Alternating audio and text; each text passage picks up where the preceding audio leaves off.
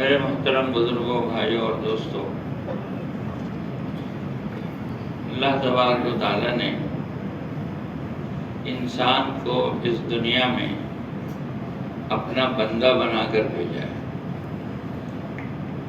اور اللہ تعالیٰ اس سے بندگی چاہتے ہیں کہ یہ بندگی کرے۔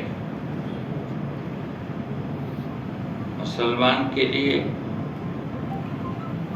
میں نے لفظ نہیں استعمال کیا، جو لفظ ہے اس کو اسی طرح سمجھا جائے۔ انسان کو خطاب انسان سے ہے، ایڈریس انسان کو ہے کہ انسان کو اللہ نے اپنا بندہ بنایا ہے اور بندگی کے لیے اس دنیا میں بھیجا ہے۔ اسی لیے اس دنیا میں وہی اللہ کی نعمتوں سے حقیقی فائدہ حاصل کرے گا جو بندہ بن کے رہے گا۔ اب انسان کے دو دشمن، ایک شیطان ایک نفس، یہ دونوں اس بات پر لگے ہوئے ہیں کہ اس کو بندہ نہیں رہنے دیا جائے، یہ بندگی میں نہیں لگے، یہ بندہ بن کے دنیا میں زندگی نہیں گزارے۔ اس لیے نفس کے اندر علو ہے، بڑائی ہے، تکبر ہے، یہ اس کو اوپر لے جاتا ہے۔ اس کی انتہا کیا ہے؟ کہ اس کی انتہا یہ ہے کہ یہ اس کو الہ بنا کے پیش کرتا ہے کہ خود تو ہی معبود ہے، تو کس کی بندگی کرے گا؟ تو تاریخ اس بات کو بتا رہی ہے اور دینی کتابیں اس بات کو بتا رہی ہیں کہ ایسے لوگ دنیا میں ہوئے ہیں جو تھے تو بندہ، لیکن ظاہر کیا اپنے کو خدا کہ میں ہی معبود ہوں، میں ہی خدا ہوں۔ تو نفس اس کو خدائی تک کا دعویٰ کروا دیتا ہے بندگی سے نکال کر، اور یہ عظیم ناکامیابی ہے اس انسان کی کہ جو طاقت اس کو نہیں دی گئی ہے اس طاقت کا یہ دعویٰ کرتا ہے۔ اسی طرح شیطان، کہ شیطان بھی اس بات پر لگا ہوا ہے کہ اس کو خدا بنا کے پیش کرے یا اس سے خدا کا انکار کرواوے، اور جب یہ خدا کا انکار کر دیتا ہے تو شیطان تالی بجا کے ہنستا ہے اور کہتا ہے میں تو اللہ سے ڈرتا ہوں، یہ تو نے خود ہی کیا ہے، میں نے کچھ نہیں کیا ہے۔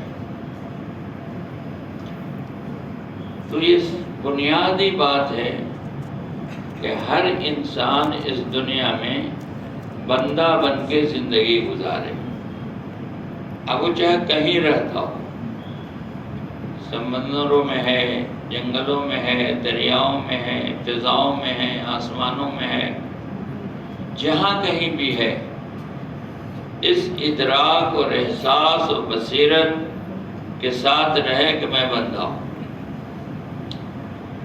اور بندہ کا یہ معنی ہے کہ میں غلام ہوں، بندہ یعنی غلام۔ ہاں، اب جب غلام کا لفظ آتا ہے تو نفس کو چوٹ لگتی ہے، تو غلام نہیں، غلام نہیں، ادنے درجے کا غلام۔ اپنے غلامی کا احساس، اس کا ادراک، اس کی بصیرت، اس کا اعتراف کہ میں غلام ہوں۔ نوکر میں اور غلام میں کیا فرق ہے؟ کہ نوکر کے ساتھ ایک ایگریمنٹ ہوتا ہے، مالک یہ کرے گا، نوکر یہ کرے گا، غلام کے ساتھ کوئی ایگریمنٹ نہیں ہے۔ غلام جو اپنے ارادے سے نکل گیا، اپنے خواہش سے نکل گیا، اپنے عزائم سے نکل گیا، اپنی عقل سے، سوچ سے نکل گیا، کیا کھائے گا؟ جو آپ کھلائیں گے، کیا پہنے گا؟ جو آپ پہنائیں گے، کہاں جائے گا؟ جہاں آپ لے جائیں گے، کیا سوچے گا؟ جو آپ سوچنے کے لیے کہیں گے۔ کیا کرے گا؟ جو آپ کرنے کے لیے کہیں گے. ارے تمہارا بھی کچھ ہے کہ میرا کچھ نہیں ہے، سب کچھ آپ کا ہے. اس غلامی کا مطالبہ ہر انسان سے ہے، چاہے وہ کسی ملک کا صدر ہے، چاہے وزیر اعظم ہے، چاہے بادشاہ وقت ہے، چاہے بہت بڑا سائنٹسٹ ہے، چاہے کسی شعبے میں کچھ بھی ہے اور کسی حیثیت کا ہے، کسی مقام کا ہے وہ غلام ہی، اس کا اپنا کچھ نہیں. زندگی کے مختلف احوال میں، مختلف حصوں میں اس کا احساس اللہ دلاتے رہتے ہیں، لیکن شیطان اور نفس کی محنت سے یہ احساس گھٹتا بڑھتا رہتا ہے. پیدائش کے وقت انسان کو یہ سمجھایا جاتا ہے کہ تو غلام ہے، تو بندہ ہے، کہ وجود تمہارا کس طرح ہے، کہ وجود ایک ایسے قطرے سے ہے جو قابل ذکر نہیں ہے. قرآن نے کہا کہ ایک زمانہ ایسا گزرا تو کوئی قابل ذکر چیز نہیں تھا. یہ وجود ہے کہ وجود ایسے قطرے سے ہے جو قابل ذکر چیز نہیں تھا. یہ وجود دکھا رہا ہے، اس غلامی کا احساس دلا رہا ہے کہ تو اپنے وجود کے اعتبار سے غلام پیدا ہوا ہے، غلام ہو کر اس دنیا میں آیا ہے. اپنے کو اس کا احساس دلاؤ ہر جگہ، جہاں جاؤ اس کے استحضار رکھو دل کے اندر کہ تو ہے غلام، تو ہے غلام. اپنے کو آدمی پکارے تنہائی میں، اپنے کو تنہائی میں جب تنہا ہو تو اپنے کو پکارے تو غلام ہے. احساس دلاوے اپنے کو تو غلام ہے. دنیا کی زندگی اور برزخ کی زندگی، عالم آخرت کی پہلی منزل برزخ، جنت میں جانے سے پہلے، حساب کتاب سے پہلے. کیا فرق ہے دونوں زندگیوں میں؟ برزخ کی زندگی کس کو کہتے ہیں؟ جس میں احساس سے حرکت نہیں ہے، یہ برزخ ہے. اور دنیا کے احساس بھی ہے، حرکت بھی ہے. دنیا کی زندگی میں ہمارے ساتھ احساس بھی ہے اور حرکت بھی ہے. برزخ کی زندگی میں احساس ہوگا، حرکت نہیں ہوگی. جو انسان کے ساتھ اعزاز و اکرام ہوگا اس کا احساس ہوگا، حرکت نہیں ہوگی. اور جو انسان کے ساتھ تکالیف ہوں گے اس کا بھی احساس ہوگا، حرکت نہیں ہوگی. دنیا کی زندگی میں احساس بھی ہے، حرکت بھی ہے. تو اس احساس کو ڈیولپ کرنا، پالنا، آگے بڑھانا، گروتھ اس کا، اس احساس کا گروتھ، کہ اپنے اندرون میں مشق کر کے اس احساس کو جھلا دینا، آگے بڑھانا اور اس کا معترف بنانا.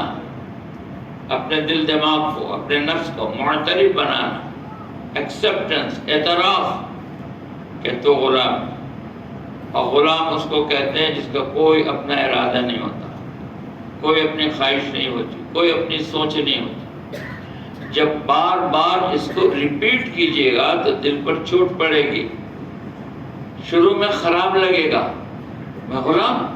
آپ کسی کو غلام کہہ کے پکار دیجئے، نام اس کا عبداللہ ہے، عبدالسلام ہے، عبدالصمد ہے، اس کو پکاریے، اس کو خراب نہیں لگے گا. لیکن اس کو کہہ دیجئے غلام، خراب لگے گا. یہ غلام کہہ دیا، غلام. شروع میں چوٹ لگتی ہے. یہ نفس کا علو ہے، یہ نفس کا تکبر ہے، یہ نفس کی بڑائی ہے جو غلام لفظ سے اس کو چوٹ پہنچتی ہے. اس کا احساس دلانا کہ برزخ میں احساس ہوگا. آج دنیا میں اس کی مشق کرنا، احساس دلانا اور تنہائیوں میں اس کو سوچنا اور مجالس میں اس کا مذاکرہ کرنا اور اس کا معترف ہونا، اعتراف کرنا مجمع میں اعتراف کرنا، میں غلام ہوں، میں غلام ہوں، میرا وجود ایسا ہے جبکہ میں کوئی قابل ذکر چیز نہیں تھا۔ یہ اللہ کی کرم فرمائی ہے جو نظر آ رہا، چلتا پھرتا بولتا ہنستا کھیلتا دیکھتا سنتا انسان جو نظر آ رہا ہے، یہ اللہ کی کرم فرمائی ہے، تیرا کچھ نہیں ہے، تو قابل ذکر بھی نہیں تھا اور تو غلام بنا کر لایا گیا ہے اس دنیا میں۔ آقا بن کے نہیں آیا، مالک بن کے نہیں آیا، غلام بن کے آیا ہے۔ اس احساس کو آگے بڑھانا کہ یہ احساس انسان کو قیمتی بناتا ہے، یہاں سے اس کی بنیاد شروع ہوتی ہے قیمتی بننے کی، اور پھر اندر کے جواہرات کھلتے ہیں، اندر میں جو قیمتی سرمایہ ہے، جو جویلز ہے، وہ کھلتی ہیں، پھر انسانی قدریں، ہیومن ویلیوز، انسانی قدریں سامنے آتی ہیں، پھر یہ انسان کہنے کے لائق بنتا ہے، آدمی کہنے کے لائق بنتا ہے۔ اگر غلامی کا احساس اس کے اندر نہیں ہے، اعتراف نہیں ہے، تو پھر یہ انسان کہلانے کے قابل نہیں ہے، یہ انسان نہیں ہے، پھر یہ حیوان ہے، پھر یہ جانور ہے جس کو اپنے غلامی کا احساس نہیں ہے، جس کو اپنے غلامی کا اعتراف نہیں ہے۔ اسی لیے ایک چیز قرآن پاک میں دیکھیے گا کہ جہاں بہت زیادہ محبت کا اظہار کرنا ہوا ہے اللہ کو، حضور صلی اللہ علیہ وسلم کے لیے، اور آپ کے کمال کی انتہا جہاں ہے، حضور پاک صلی اللہ علیہ وسلم کے کمالات کی انتہا، جس کو اللہ تعالیٰ وزن دے رہے ہیں، ویلو دے رہے ہیں، جس کی قیمت لگا رہے ہیں، تو وہاں رسول کہہ کے نہیں پکار رہا ہے، وہاں بندہ کہہ کے پکار رہا ہے، وہاں بندہ کہہ کے پکارا ہے۔ معراج میں لے جا رہے ہیں تو رسول کہہ کے نہیں لے جا رہے ہیں، بندہ کہہ کے لے جا رہے ہیں، اور بندہ کا مطلب کہ غلام۔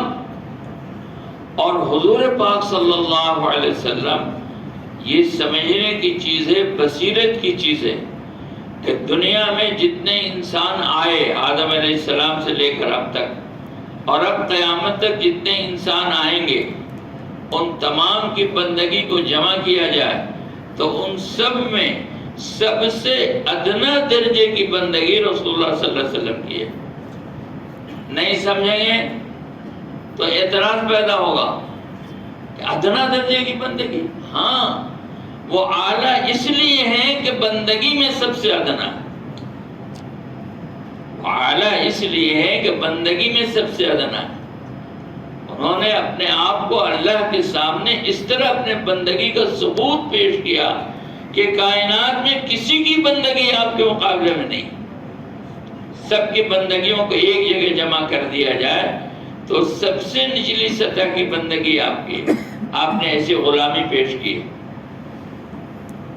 تو سب سے قیمتی انسان وہ بنے گا جو بندگی اور غلامی میں سب سے ادنا سطح پر اتر گیا ہو۔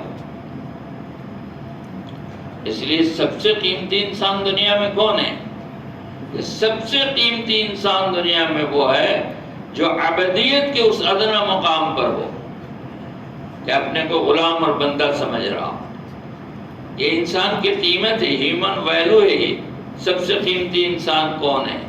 کہ سب سے قیمتی انسان وہ ہے جو سب سے نچلی سطح کی بندگی کو اترا ہوا ہے کہ میں آپ کا بندہ ہوں، میں آپ کا غلام ہوں، میرا اپنا کچھ نہیں ہے، جو کچھ بھی ہے وہ آپ کا ہے، جو دیا ہے آپ نے دیا ہے، اور جو نبھایا ہے آپ نے نبھایا ہے، میں تو کچھ نہیں، میں تو غلام ہوں۔ اپنے آپ کو مٹانا اس بات پر کہ میں غلام ہوں، یہ ایمان کا سبق ہے۔ اپنے غلامی کا ادراک، اپنے غلامی کا احساس، اپنے غلامی کی معرفت، کہتے ہیں کہ اپنے کو پہچانو، اپنے من میں ڈوب کر پاجا سراغ زندگی۔ تو کیا ڈوبنا ہے؟ اپنے من میں کیا ڈوبنا ہے؟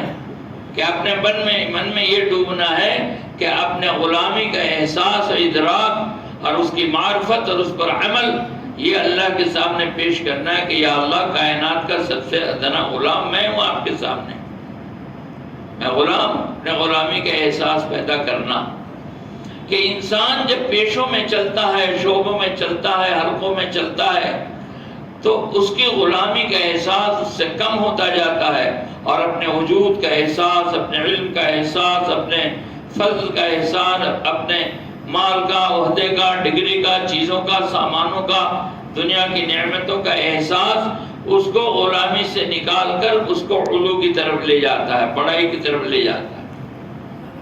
جب وہ یہ سمجھے گا کہ نہیں یہ جو کچھ ہے اللہ کا فضل ہے، میرا کچھ نہیں ہے، اگر میں کچھ ہوں تو اللہ کا انعام ہے، کچھ دیا ہے تو اللہ نے مجھے دیا ہے، میرا وجود ہی اللہ کے فضل و کرم سے۔ ایک ابتدا، اور دوسری انتہا، کہ انتہا میں اس طرح مجبور ہوتا ہے کہ چاہے کوئی بھی ہو اس کو قبروں میں جا کر مٹی بننا ہے، خاک بننا ہے، یہ انتہا ہے۔ جب انسان کا جسم سڑے گا اور گلے گا، جب ہڈیاں جوڑوں سے الگ ہو جائیں گی، اور جب مٹی قبر کے خون چوس لے گی، اور جب یہ پیپ بن کے بہہ جائے گا، کیڑے اس کا گوشت کھا لیں گے، زبان باہر نکل جائے گی، کھوپڑی پھٹے گی، بھیجا باہر نکلے گا، زبان میں کیڑے لپٹے ہوئے ہوں گے، اس وقت اس کی روح برزخ میں اس کو واپس کی جائے گی، اس کا جسم گل رہا ہوگا، اس کا احساس باقی ہوگا، جسم گل رہا ہوگا، احساس باقی ہوگا۔ یہ دکھایا جا رہا ہے اللہ کی طرف سے کہ تو ایک ادنا غلام تھا،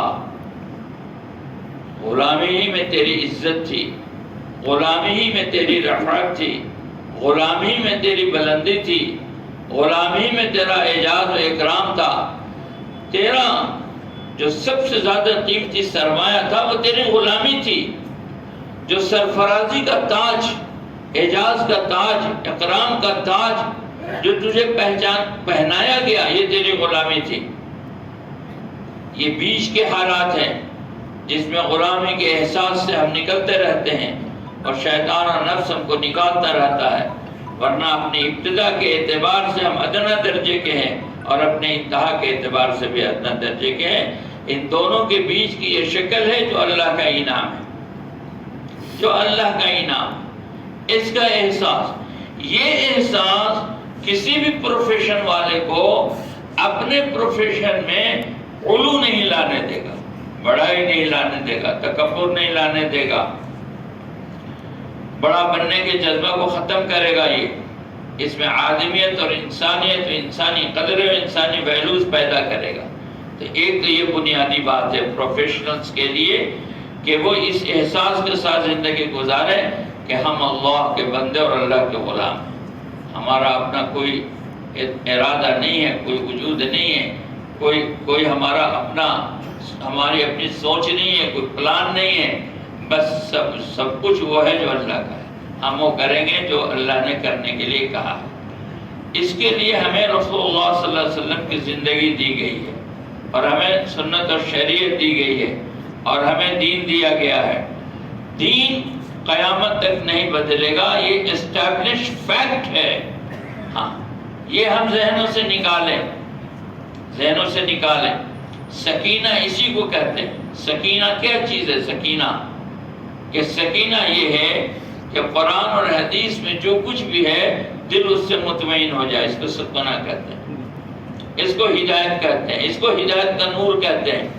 کہ ہدایت کا نور کس کو کہتے ہیں؟ کہ صرف نماز پڑھ لینا، روزہ رکھ لینا، کچھ ریچولز کو کر لینا ہدایت کا نور؟ کہ ہدایت کا نور سینے میں آئے گا تو سنت اور شریعت سے، قرآن اور حدیث کے، اللہ کے حکموں سے، نبی کے طریقوں سے کسی سارے اشکالات ختم ہو جائیں گے، اور دل بالکل صاف و مطمئن ہو جائے گا کہ جو کچھ اللہ اور رسول نے کہا ہے وہ حق اور سچ ہے، اس میں کوئی تبدل نہیں ہے، کوئی تغیر نہیں ہے۔ اس کو سکینہ کہتے ہیں، اس کو ہدایت کا نور کہتے ہیں۔ اس کو نسبت کہتے ہیں کہ جب نسبت الہی حاصل ہوتی ہے تو اشکالات ختم ہو جاتے ہیں، اشکالات، شکوک ختم ہو جاتے ہیں، شبہات ختم ہو جاتے ہیں، الجھن ختم ہو جاتی ہے۔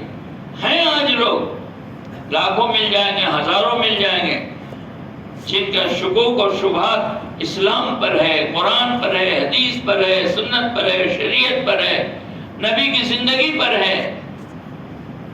یہ ایمان کا بہت ہی گھٹیا درجہ ہے، بہت ہی خطرناک درجہ ہے۔ اس اطمینان کو پیدا کرنے کے لیے، احساس بندگی کو پیدا کرنے کے لیے اور قرآن اور سنت میں اطمینان کو پیدا کرنے کے لیے یہ محنت ہے، یہ تبلیغ ہے، یہ دعوت ہے کہ ہمیں مطمئن کر دے، ہمیں کوئی اشکال باقی نہ رہ جائے۔ یہ چیز صحابہ کو تھی، صحابہ کو تھی۔ ہاں کہ حضور نے فرمایا، ایک صحابی کہہ رہے تھے کہ حضور کو کھانے میں کدو پسند تھا، ان کے بیٹے نے کہا مجھے تو پسند نہیں ہے۔ کہا جا تجھے زندگی بھر تجھ سے نہیں بولوں گا، اور زندگی بھر نہیں بولے کہ نبی کی پسند تیری پسند کیوں نہیں بنی؟ کیسا مزاج ہے تیرا؟ کیا محنت کیا ہے تو نے کہ تیری پسند نبی کی پسند سے مختلف ہے؟ یہ جہنم کا راستہ ہے، یہ ارتداد کا راستہ ہے کہ آدمی کی پسند نبی کی پسند نہ بنے۔ نہیں، جو نبی کی پسند ہو میری پسند۔ حضرت ابوبکر صدیق رضی اللہ تعالیٰ عنہ کا جملہ کہ مجھے سب سے زیادہ محبوب آپ کے چہرے کو دیکھنا ہے، میری بیٹی کا آپ کے نگاہ میں ہونا ہے، اور میرے جان مال کا آپ پر خرچ ہو جانا ہے۔ یہی میری بنیاد ہے، میری بنیاد یہ ہے، یہ میری پسند ہے، اس کے لیے یہ محنت ہے۔ اگر محنت کر کے یہ نور دل میں نہیں پیدا ہوا تو ہماری محنت میں کسر اور کمی ہے کہ ابھی ہم شبہات سے نہیں نکلے ہیں، شکوک سے نہیں نکلے ہیں۔ آخرت میں مسئلہ پھنس جائے گا، شیطان آگے کھڑا ہوگا روح نکلنے کے وقت، اور اس وقت وہ دھوکہ دے گا اور ورغلائے گا اور شکوک و شبہات پیدا کرے گا ایمان میں، اسلام میں، دین میں، نبی میں، نبی کے کردار میں۔ اس وقت روح نکل رہی ہے، اس وقت شبہات پیدا کر رہا۔ اگر یہاں محنت کر کے شبہات کو دور نہیں کیا ہے تو وہاں اس وقت میں خطرہ پیدا ہو جائے گا۔ اور آپ کتابوں میں دیکھتے ہیں یہ بڑے بڑے لوگوں کے ساتھ یہ واقعہ ہوا ہے، بڑے بڑے لوگوں کے ساتھ۔ ایک دائے روزگار ایسے لوگ جو علم و فضل کے امام تھے، موت کے وقت ان کے پاس شیطان کھڑا ہو کے ورگلاتا ہے۔ اس کی یہ محنت ہے، دعوت کی محنت، تبلیغ کی محنت۔ ہمارا سینہ صاف ہو، اس کو ہدایت کہتے ہیں، اس کو ہدایت کا نور کہتے ہیں، اس کو سکینہ کہتے ہیں، اس کو نسبت کہتے ہیں۔ ہمارا سینہ صاف ہو کہ دین میں کسی تبدل کی، تغیر کی، تبدیلی کی کوئی گنجائش نہیں۔ ہاں، کہیں ہم کو یہ اٹک نہیں پیدا ہو جائے کہ یہاں تو کچھ ہو سکتا ہے، نہیں، بالکل جو دین ہے وہ دین ہے، اسٹیبلش فیکٹ ہے، اللہ کی طرف سے اتارا گیا ہے۔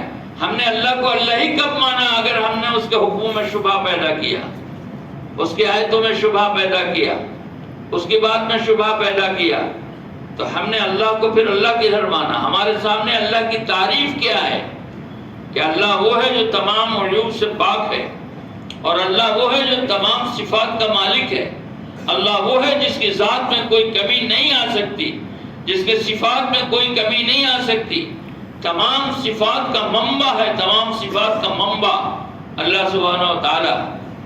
اس کی کسی چیز میں اوک چوک کمی بیشی کچھ نہیں ہے، تمام صفات کا منبع ہے وہ۔ اس صفات میں بھی اپنے کامل اکمل مکمل ہے، اور ذات میں بھی کامل اکمل مکمل ہے۔ اس کی ذات میں کوئی کمی نہیں، اس کے صفات میں کوئی کمی نہیں۔ تو جب اس نے کوئی بات کہی ہے تو وہ بات بھی پاک ہے تمام عیب سے۔ اس کا علم ہر قسم کے اصلاح سے پاک ہے، اس کے علم میں کوئی تبدل تغیر نہیں ہے، کوئی کلام نہیں ہے۔ اسی لیے کہا اس کا کوئی مشیر نہیں ہے۔ کون اس کا مشیر ہو سکتا ہے؟ نہ فرشتے ہیں نہ نبی ہیں۔ کوئی اس کا مشیر نہیں ہے، کوئی اس کے ارادے میں دخیل نہیں ہے، کوئی دخل نہیں دیتا اس کے ارادے میں، دخل نہیں دے سکتا ہو. ہاں، کوئی اس کا شریک نہیں ہے، نہ اس کی ذات میں نہ صفات میں، نہ شریک ہے نہ مشیر ہے. مشیر بھی نہیں کہ اس کو مشورہ دے اللہ پاک ایسا کر لیا جاتا تو اچھا تھا. تیری کیا ہمت کہ تو اللہ سے کہے. اس لیے اس سے اپنے ذہنوں کو فارغ کریں. پڑھے لکھے طبقے میں جب بہت پڑھ لکھ لیتا ہے آدمی تو اس کو کہتا ہے کہ بھئی اس میں بھی تو اصلاح کی گنجائش ہے. ہاں، کہ نبی معصوم کیسے ہو جائیں گے؟ توبہ توبہ توبہ توبہ. جس نے یہ عقیدہ رکھا کہ نبی معصوم نہیں ہے اس کا ایمان ختم. وہ اپنے ایمان کی تجدید کرے، مفتیان کرام سے پوچھے، اس کا نکاح فسخ ہو گیا، اس کو کلمہ پڑھنا پڑے گا، پھر دوسرا نکاح کرنا پڑے گا. ہاں، یہ معمولی بات نہیں. جو پڑھے لکھوں کو اشکال پیدا ہوتا ہے، یہ اس اشکال کو نکالیں اپنے اندر سے ہم کہ بالکل نبی معصوم ہے، اللہ بے عیب ہے، کوئی عیب نہیں اس میں. نبی معصوم ہے، نبی معصوم ہے، ان کی معصومیت پر ایمان ہے کہ نبی معصوم ہے. ہاں، ان کی باتوں کی اصلاح نہیں کی جائے گی کہ اب ہم 1400 سال کے بعد اصلاح کرنے چلیں نبی کی باتوں کی. اپنے ایمان کے خیر منام ہے، اپنے ایمان کے خیر منام ہے. اگر ایسا ذہن ہے، نبی معصوم ہے، اللہ تعالیٰ بے عیب ہے، اس لیے یہ اسٹیبلش فیکٹ ہے جس میں کسی تبدل و تغیر کی گنجائش نہیں ہے. یہ ایک پکی بات ہو گئی. اب اس بنیاد کے بعد ہم آگے بڑھیں، پوری دنیا کے سامنے ہم آگے بڑھیں گے. اب یہاں سے آگے بڑھیں گے. اس کو یہاں پر بنیاد بنا کے کہ یہ بنیاد متزلزل نہیں ہوگا، یہ بنیاد ہلے گی نہیں، یہ اپنی جگہ پر جمی ہوئی ہے. اب یہاں سے ہم انسانیت میں آگے بڑھیں گے. اب انسانیت میں آگے بڑھیں گے تو ہم دین کو، دین کی محنت کو اور اپنے پروفیشن کو کن گنجائشات کے ساتھ لے کے چل سکتے ہیں. اس کے بعد جو راستہ ہے، اس کے بعد راستہ تقاضوں کے سونگھنے کا ہے. یہ مجمع سمجھے اچھی طرح پروفیشنلز کا کہ اب تقاضوں کو سونگھنے کا ہے. سونگھنا میں نے کیوں کہا؟ سوچنا بھی کہہ سکتا تھا. حدیث میں لفظ سونگھنا ہی آیا ہے. حدیث شریف میں جو لفظ ہے وہ سونگھنا ہے کہ سونگھو. اس لیے میں نے عرض کیا سونگھو، یہ نبی کی بات ہے. تقاضوں کو سونگھنا کہ اب ہم تقاضوں کو سونگھیں. جب تقاضے ہم نے سونگھ لیا تو اب ان تقاضوں کو پورا کرنے کے اسباب پیدا کریں، طریقے پیدا کریں. چونکہ قیامت تک کے لیے انسان دنیا میں ہے، قیامت تک تقاضے بدلیں گے، دین نہیں بدلے گا.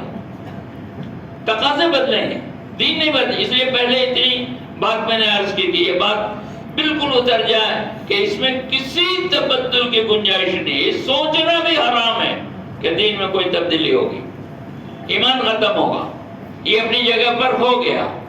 اب تقاضے کہ کیا کریں؟ تقاضے سنگے کہ ہماری محنت کا میدان مسلمان نہیں ہے، ہماری محنت کا میدان انسان ہے. قرآن نے انسان کو مخاطب کیا ہے. ہم تو حالات اور مجبوری کی وجہ سے مسلمانوں میں محنت کر کے ان کو محنت کرنے والا بنا رہے ہیں کہ ہم محنت کرنے والے بن جائیں. لیکن اصل میدان مسلمان نہیں ہے ہماری محنت کا. ہماری محنت کا میدان انسان ہے. انسان کی بنیاد پر نبی کا کام ہے، مسلمان کی بنیاد پر نہیں ہے، انسان کی بنیاد پر ہے. جب مسلمان ہو جائے گا تب اس کو اعمال سے آراستہ کیا جائے گا اور اس کو دوسرے صفات سے آراستہ کیا جائے گا. لیکن جو دعوت ہے وہ دعوت انسان میں، اللہ کے بندوں کو اللہ کی طرف بلانا، یہ دعوت ہے. تو تقاضے آئیں گے اور بدل بدل کے آئیں گے.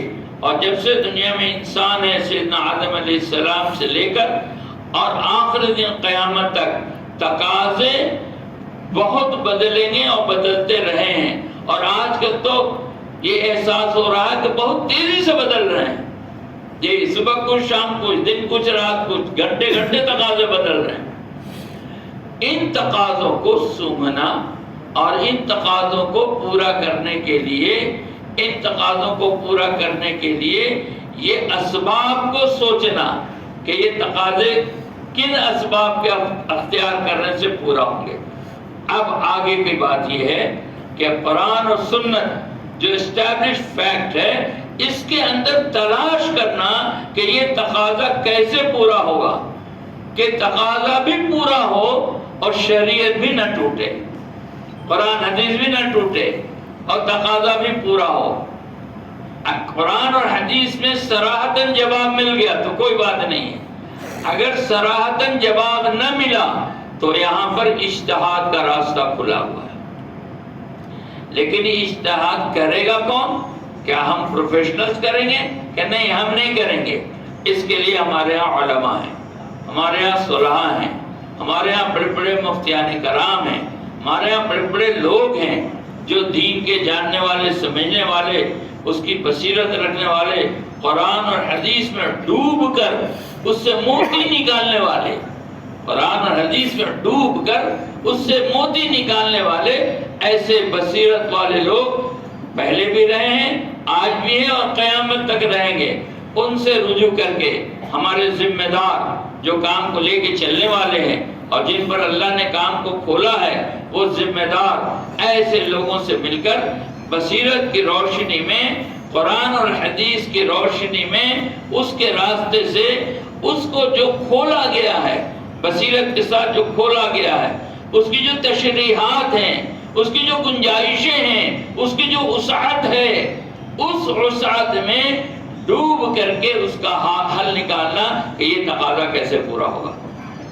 ایک بات یہاں پر یاد رکھیں، بالکل ایک جملہ چھوٹا سا یاد رکھیں یہاں پر، اسلام میں کوئی کوشچن ان آنسرڈ نہیں ہے۔ بس ایک بات یاد رکھیں، بالکل اس کو شبہے کو دل سے نکالیں، کوئی کوشچن ان آنسرڈ نہیں ہے۔ مجھے نہیں معلوم ہے، ٹھیک ہے، میں انسان ہوں، مجھے نہیں معلوم ہے، میں اعتراف کروں گا اپنے جہل کا کہ میں اس معاملے میں جاہل ہوں، مجھے نہیں معلوم ہے۔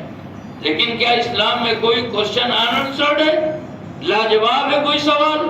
اگر اسلام میں کوئی سوال لاجواب ہوگا تو پھر اسلام مکمل دین نہیں رہے گا، اس کی بھی زد ایمان پر پڑے گی۔ سوچئے، یہ نہیں کہیے گا کہیں مت کہیں گے ہم کہ اسلام میں کوئی سوال لاجواب ہے، کوئی سوال لاجواب نہیں۔ میں نہیں جانتا ہوں، یہ صحیح بات ہے، میرا علم اتنا نہیں ہے، میری بصیرت اتنی نہیں ہے، لیکن کوئی سوال لاجواب نہیں ہے۔ قیامت تک اس زمین پر جتنے حالات اور احوال نمودار ہوں گے، سب کا حل اسلام میں موجود ہے اور سب کا جواب ملے گا۔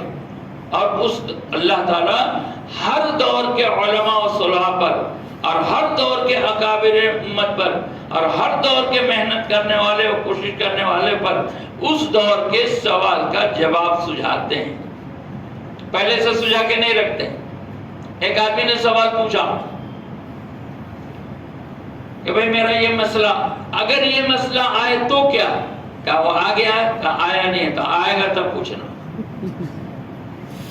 یہ گڑگڑاہٹ ہوتی ہے آدمی میں، پہلے سے پوچھتا ایسا ہو گیا تو، ایسا آ جائے گا تو، ارے آئے گا تو پوچھنا، ابھی مت پوچھو۔ اس لیے کہ جس زمانے کے لوگ جن سوالات کے شکار ہوں گے اٹھے گا، اس زمانے کا جواب اسی زمانے کے لوگوں پر کھولا جائے گا۔ ہاں، ایک چھوٹا سا مثال دے رہا ہوں کہ یہ کہا گیا، قرآن کی آیت ہے کہ صاحب اللہ جانتا ہے کہ پیٹ میں کیا پل رہا ہے، یہ قرآن کی آیت ہے، اللہ جانتا ہے پیٹ میں کیا پل رہا ہے۔ تو اس زمانے میں الٹرا ساؤنڈ نہیں تھا، اتنا ایڈوانس ٹیکنالوجی نہیں تھی، تو اس زمانے کی تفسیر یہ ہے کہ اللہ جان رہا ہے کہ بھئی لڑکا بن رہا ہے کہ لڑکی بن رہا ہے، یہ کوئی نہیں جانتا ہے۔ اب لوگوں نے اس کو کاٹا، یہ تو شیطانی ذہن ہے نا، آج کل شیطانی ذہن بن رہا، تو شیطانی ذہن نے کہا قرآن غلط ہو گیا، نعوذ باللہ، کہ قرآن کہتا ہے کہ بھئی کوئی نہیں جانتا ہے، اللہ ہی جانتے ہیں کہ لڑکا ہے کہ لڑکی ہے۔ اب تو الٹرا ساؤنڈ ہے، تو بتا رہا ہے کہ لڑکا ہے کہ لڑکی ہے۔ اس زمانے کو علماء پر اللہ نے کیا کھولا کہ نہیں، یہ معنی نہیں ہے، اس کی تفسیر یہ ہے کہ کوئی نہیں جانتا سبزی ہے کہ سعید ہے. آگے جواب. لیکن اس وقت کیوں نہیں کھولا؟ کہ اس وقت اس کی ضرورت نہیں تھی. اب اس سے آگے بھی کچھ آئے گا تو اس کا جواب بھی ملے گا انشاءاللہ، اس کا جواب ملے گا. لیکن ایک بات، موٹی بات ایک ذہن میں رکھ لیں کہ کوئی سوال لاجواب نہیں ہے. اور اس میں احتیاط سے کام لیں کہ اگر یہ شبہ دماغ میں گھسا کہ کوئی سوال لاجواب بھی ہو سکتا ہے تو اسلام انکمپلیٹ ہو گیا، یہ مکمل دین نہیں رہ گیا. اور قرآن کہہ رہا ہے کہ یہ مکمل دین ہے. جب یہ مکمل دین ہے تو ہر سوال کا جواب ہے. ہاں، جس دور کا جو سوال ہوگا اس دور کے اللہ پر اللہ اس دور کا جواب سجھائیں گے. ہو سکتا ہے قرب قیامت کے وقت کوئی اور سوال ہو تو اس کا جواب اس وقت کے لوگوں پر اللہ سجھائیں گے. ملے گا قرآن سے ہی، ملے گا حدیث سے ہی، ملے گا نبی کی زندگی سے ہی، لیکن اس زمانے کے صلح پر اللہ کھولیں گے. تو اس زمانے میں کام کے احوال ہیں. آپ کر رہے ہیں کام، آپ کے کمپنیوں کے احوال ہیں. بھئی ایک تو یہی حال آ رہا ہے کہ بھائی کچھ دن جو ہے آفس آ کے کرو، کچھ دن گھر آ کے کرو. کیا بھئی آج کل کیا کہتے ہیں ہوم، ہاں ورک فرام ہوم. اب ایک سوال ہے کہ اس میں کیا کریں. ایک سوال یہ ہے کہ صاحب وہ 70% سے زیادہ لڑکیاں آ گئی ہیں آپ کے آئی ٹی میں، پروفیشن میں، جیسا کہ ہم سن رہے ہیں، آپ کو صحیح معلوم ہے. اب ایک سوال ہے، اس سوال کا جواب چاہیے. تو جواب ہے، ایسا نہیں کہ جواب نہیں ہے. اس میں آپ کو کیا کرنا ہے کہ آپ کو پہلے اس تقاضے کو سونگنا ہے. جو میں نے سونگنے کا لفظ استعمال کیا، آپ سونگو اس کو. جب یہ تقاضا آپ نے سونگ لیا تو خود پہلے اللہ سے اس کی بصیرت مانگو. بصارت اور بصیرت یہ دو لفظ الگ الگ ہیں. آنکھ سے دیکھنے کو بصارت کہتے ہیں اور دل سے دیکھنے کو بصیرت کہتے ہیں. دیکھنا تو دو ہے، ایک آنکھ سے دیکھنا یہ بصارت ہے. ہاں، اس کی کمی بیشی ہوگی تو ڈاکٹر صاحب علاج کریں گے. یہ آنکھ سے دیکھنا ہے. لیکن ایک دل سے دیکھنا ہے کہ دل کی آنکھ سے دیکھنا، اس کو بصیرت کہتے ہیں. کہ قرآن حدیث کے نور سے دیکھنا یہ بصیرت ہے. تو بصارت جس طرح ہے ہر دور میں، بصیرت بھی رہے گی ہر دور میں.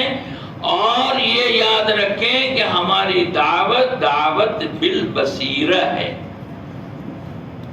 ادعو الی اللہ علی بصیرت، بصارت نہیں، آنکھ سے دیکھ کے نہیں، علی بصیرت. یہ دعوت بالبصیرہ ہے.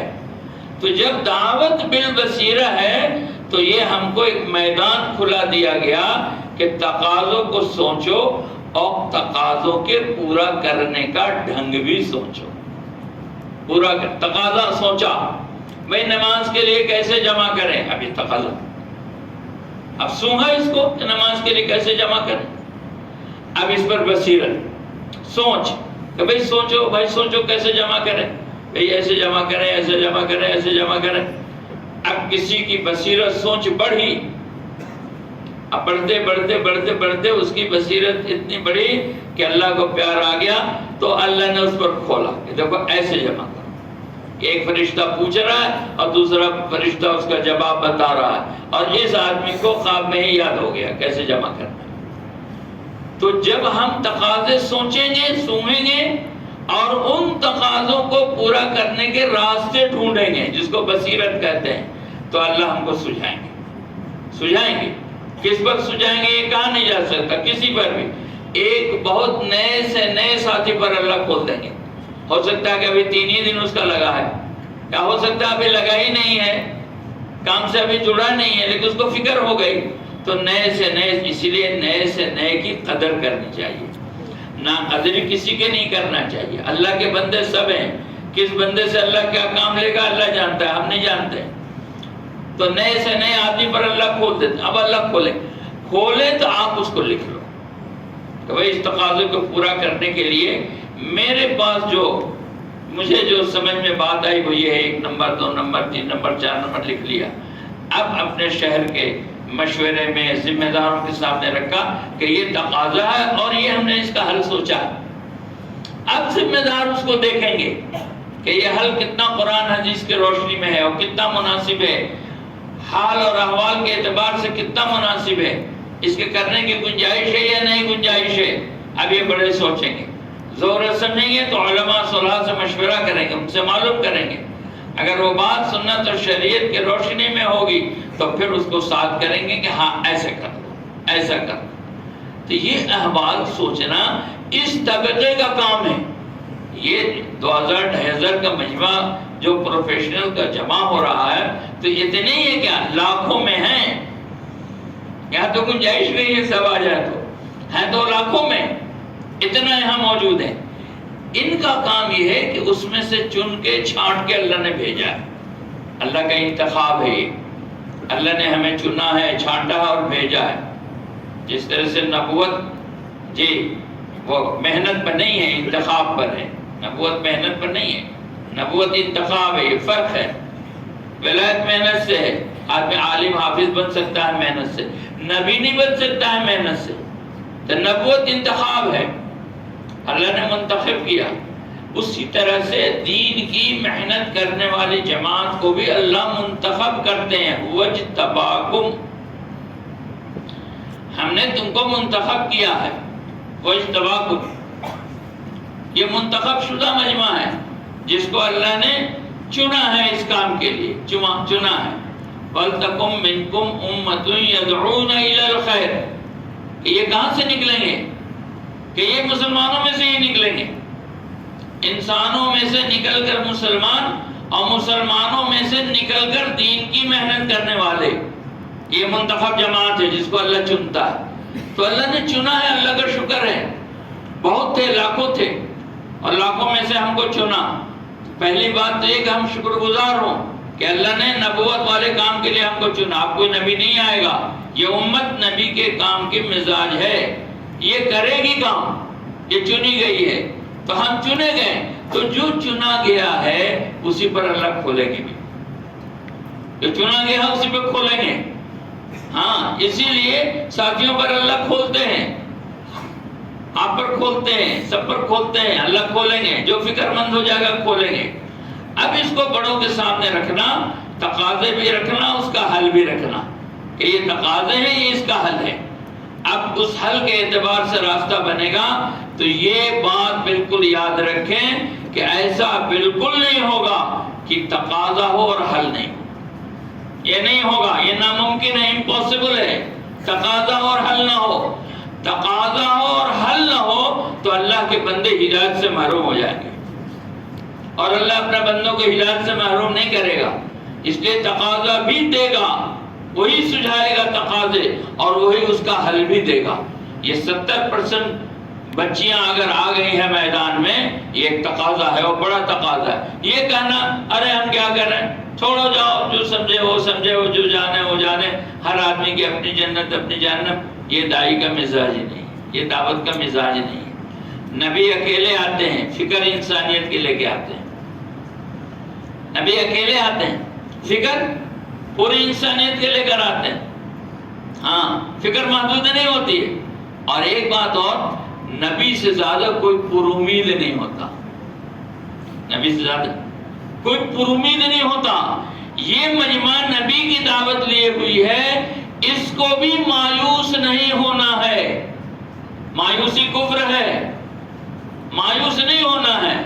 ہاں، کہ اللہ میرے ساتھ ہے، راستہ دے گا۔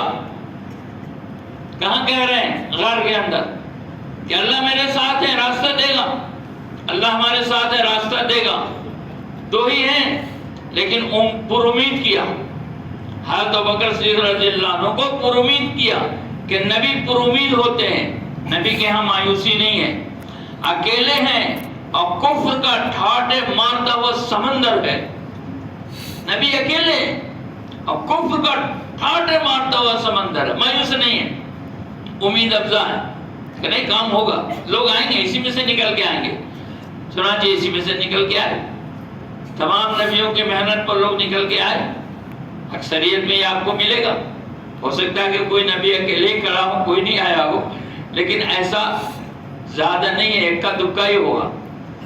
عام بات یہی ہے کہ کفر کا ٹھاٹے مارتا ہوا سمندر ہے اور نبی اکیلے ہیں، مایوس نہیں ہیں، اللہ کی رحمت کے امیدوار ہیں، راستہ ملے گا، یہیں سے لوگ ملیں گے، یہیں سے لوگ نکلیں گے، اور ہر نبی کو وہیں سے عملہ ملا ہے، اور اسی کفر کے اندر سے نکل کے آئے ہوئے لوگ ہیں۔ آج بھی یہ پورے دنیا میں ٹھاٹا مارتا ہوا سمندر ہے، بے دینی کا، لادینی کا، کفر کا اور شرک کا، یہ متاثر ہونے کی چیز نہیں ہے۔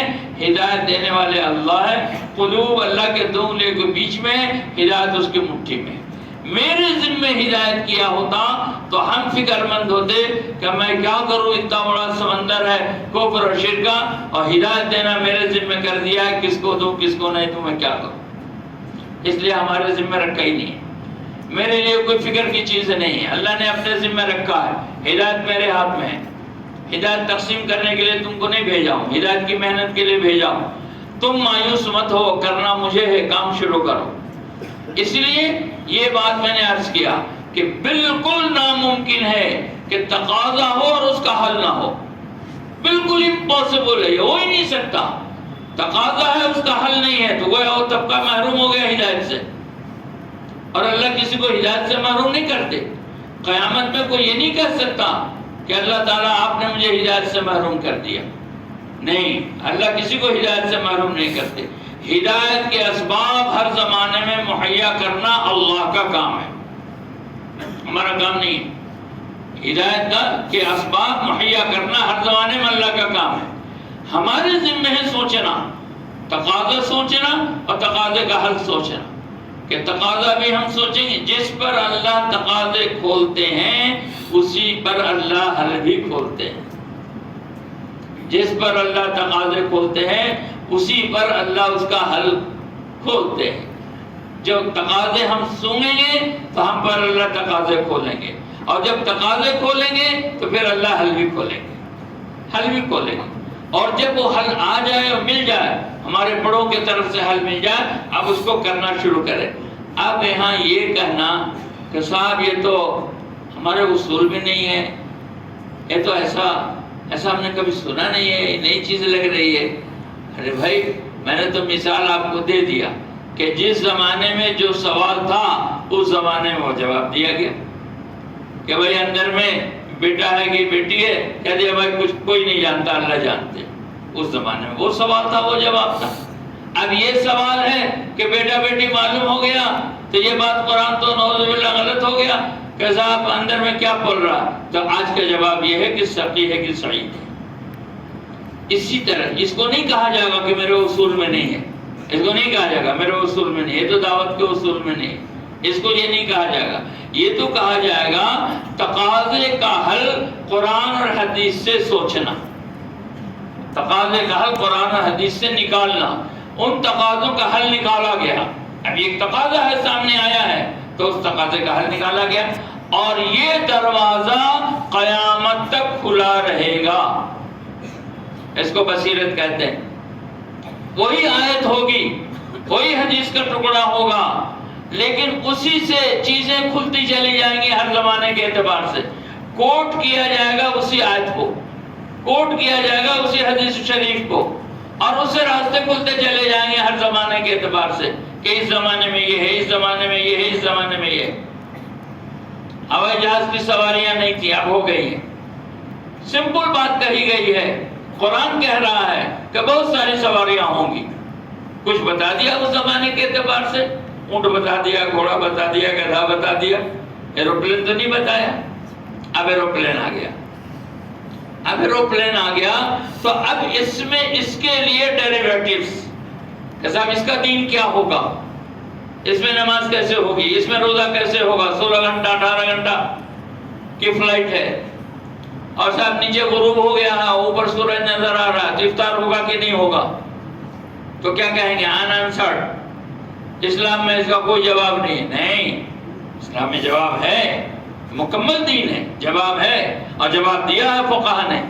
ہم جب اس میں ڈوبیں گے تو ہر سوال کا جواب ملے گا، کوئی سوال لا جواب نہیں۔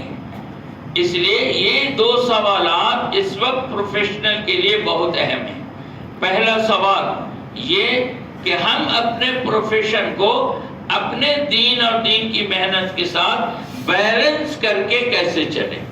اس کا جواب ہے. ہاں یہاں بھی یہ نہیں کہنا ہوگا کہ تو لاجواب ہے، بھائی میرا پروفیشن تو ایسا ہے کہ اس میں کوئی گنجائش نہیں ہے تبلیغ کی، اس میں تو نہیں ہو سکتا ہے. یہ غلط ہے. اللہ نے دین ہر زمانے کے لیے اس زمین پر فرض کیا ہے قیامت تک. جب تک انسانیت کا وجود ہے اور جب تک قیامت نہیں آئی ہے اس وقت تک دین اور دین کی محنت کی گنجائش سب کے لیے ہے. کوئی اگر کہہ رہا ہے کہ میرے لیے نہیں ہے تو اس کے فہم کی کمی ہے، سوچ کی کمی ہے، جانکاری کی کمی ہے. ہر ایک کے لیے گنجائش ہے کہ دین کی محنت کیسے کرے گا. جیسے میں نے یہ کیا، جہاں زمانہ تھا تو کہہ دیا کہ نماز کھڑے ہو کے پڑھ لو، نہیں پڑھ سکتے بیٹھ کے پڑھ لو، نہیں پڑھ سکتے جی لیٹ کے پڑھ لو، نہیں پڑھ سکتے اشاروں سے پڑھ لو. یہاں تک کہ گنجائش دے دیا وہاں اس دور میں. ابھی بدل گیا، اب آ گیا اسپیس. اب اسپیس میں کیا کریں؟ وہاں تک کو یہاں تو نہ کھڑے ہو کے پڑھ سکتے ہیں، نہ بیٹھ کے پڑھ سکتے ہیں، نہ لیٹ کے پڑھ سکتے ہیں، نہ اشارے سے پڑھ سکتے ہیں. اب کیا کریں؟ کیسے پڑھیں؟ راستہ دیا کیسے پڑھیں؟ راستہ دے دیا. اب مفتیوں سے پوچھو راستہ دے دیں. تو مفتیوں نے کہا کہ بھائی اسپیس میں نماز نہیں ہے. ایک مفتی نے یہ کہہ دیا، نیچے اتر کے پڑھ لینا. بعد نے کہا کہ اگر پڑھ لیا تو بیٹھے بیٹھے پڑھ لیا تو پھر اتر کے قضا کر لینا. راستہ دیا. لاجواب نہیں ہے. اسی طرح سے دین، جو میں نے پہلے بنیادی بات عرض کی کہ دین میں کوئی تغیر تبدیلی نہیں ہے. دین تو بالکل اسٹیبلش فیکٹ ہے قیامت کے لیے، اس میں کوئی تبدل نہیں ہوگا. پھر احوال کے احوال کے جواب ملیں گے. تو کوئی یہ کہے کہ میں اپنے پروفیشن کے ساتھ دین پر نہیں چل سکتا یا دین کا کام نہیں کر سکتا تو اللہ کی بات غلط ہو جائے گی نعوذ باللہ کہ اللہ نے دین سارے انسانوں کے لیے دیا. جب سارے انسانوں کے لیے دیا ہے تو ہر انسان دین پر چل بھی سکتا ہے اور ہر انسان دین کی محنت کر بھی سکتا ہے. ہاں نہیں تو قیامت میں اللہ کے سامنے سوال کھڑا ہوگا کہ اللہ آپ نے ایسا دین دے دیا جس کو میں چل سکتا بھی نہیں تھا اور اس کی محنت بھی نہیں کر سکتا. کہا نہیں، یہ غلط ہے، اس کو سزا ملے گی. راستہ تھا، تم نے راستہ کھوجا نہیں. تم دین پر چل بھی سکتے تھے اور دین کی محنت کر بھی سکتے تھے. تو ہم اپنے پروفیشن کے ساتھ دین پر چل بھی سکتے ہیں اور دین کی محنت کر بھی سکتے ہیں. اب اگر ہم کو نہیں سمجھ میں آ رہا ہے تو ہم اپنے بڑوں سے رجوع کریں کہ حضرت میں اس کام کو کیسے کروں، میرے ساتھ یہ قیودات ہیں، میرے ساتھ یہ پابندیاں ہیں، میں اس کو کیسے کروں گا. تو راستہ وہاں سے ملے گا. بصیرت والوں پر اللہ کھولیں گے کہ آپ ایسے کریں. لاک ڈاؤن ہوا، ساتھیوں کو بہت فون آئے، اللہ اکبر گشت کیسے کروں، 3 دن میں کیسے نکلوں، ملاقاتیں کیسے کروں، فلاں کیسے کروں. راستہ ملا. دعوت والوں نے دعوت کا راستہ دیا اور دین والوں نے دین کا راستہ دیا. علماء نے دین کا راستہ دیا نہیں دیا. بھائی گھروں میں جماعت کر لو، گھروں میں جمعہ پڑھ لو، گھروں میں عیدین پڑھ لو. لاجواب رہی کوئی بات؟ کوئی بات لاجواب نہیں رہی. جواب دیا اور دعوت والوں نے بھی جواب دیا. ہمارے ہاں دروازہ انفرادی اعمال کا کھلا ہوا ہے، محنت کرو. انفرادی اعمال کا کھلا اور انفرادی دعوت کا دروازہ کھلا ہوا ہے. انفرادی دعوت بھی تو ہے اور سیرت سے ثبوت ہے اور انبیاء کی زندگی سے ثبوت ہے کہ ہر نبی کی دعوت پہلے انفرادی رہی ہے اور ہر نبی کی دعوت پہلے چھپ کے ہوئی ہے. کہاں ہر نبی جماعت بنا کے کدھر چلے ہیں؟ وہ تو بعد میں ہوا ہے. پہلے تو اکیلے چلے ہیں اور بغیر اظہار کے چلے ہیں، اخفا کے ساتھ چلے ہیں، چھپ کے چلے ہیں. پھر اظہار کا وقت آیا ہے تو اظہار کیا ہے اور جب انفرادیت کے بعد اجتماعیت کا وقت آیا تو اجتماعیت بھی کیا ہے. شروع میں تو انفرادی کیا ہے تو جواب ملا نہیں ملا. ایسے ہی آپ کے پروفیشن کے ساتھ آپ دین پر کیسے چلیں گے اور آپ دین کی محنت کیسے کریں گے، اس کا راستہ ہے. لیکن اگر ہم نفس کے دھوکے میں نہیں پھنسے ہیں اور شیطان کے دھوکے میں نہیں پھنسے ہیں، اگر ہم چلنا ہی نہیں چاہتے ہیں تو تو ہی نہ چاہے بہانے ہزار ہیں. تو ہی نہ چاہے بہانے ہزار ہیں. ہم نہیں کرنا چاہیں تو بہت بہانے ہیں اور ہم کرنا چاہیں تو راستہ بنا ہوا ہے، راستہ کھلا ہوا ہے. مجھے نہیں معلوم ہے تو ہم اپنے ذمہ داروں سے پوچھیں گے تو ہمارے ذمہ دار ہم کو راستہ بتائیں گے کہ ایسے چلیں۔ ہاں، جس طرح سے فتویٰ کسی داڑھی ٹوپی والے کو دیکھ کر فتویٰ نہیں پوچھا جائے گا، آج تو تبلیغ والے سب عالم ہی نظر آتے ہیں، تو آپ کسی سے فتویٰ پوچھو گے تو راستہ بھٹک جائے گا۔ فتویٰ اس سے پوچھو جو مفتی ہے۔ اس طرح کسی ساتھی سے مت پوچھ لو، آپ ذمہ داروں سے پوچھو۔ آپ جس شہر میں ہیں، آپ جس صوبے میں ہیں، وہاں ذمہ دار ہیں، آپ ان ذمہ داروں سے رجوع کرو۔ ایسا نہیں کہ کسی سے پوچھ لیا اور کہا ہاں ہم نے تو ان سے پوچھ لیا تھا، انہوں نے ایسا کہہ دیا تھا۔ نہیں، ذمہ داروں سے پوچھنا ہے اور ذمہ داروں سے حل معلوم کرنا ہے۔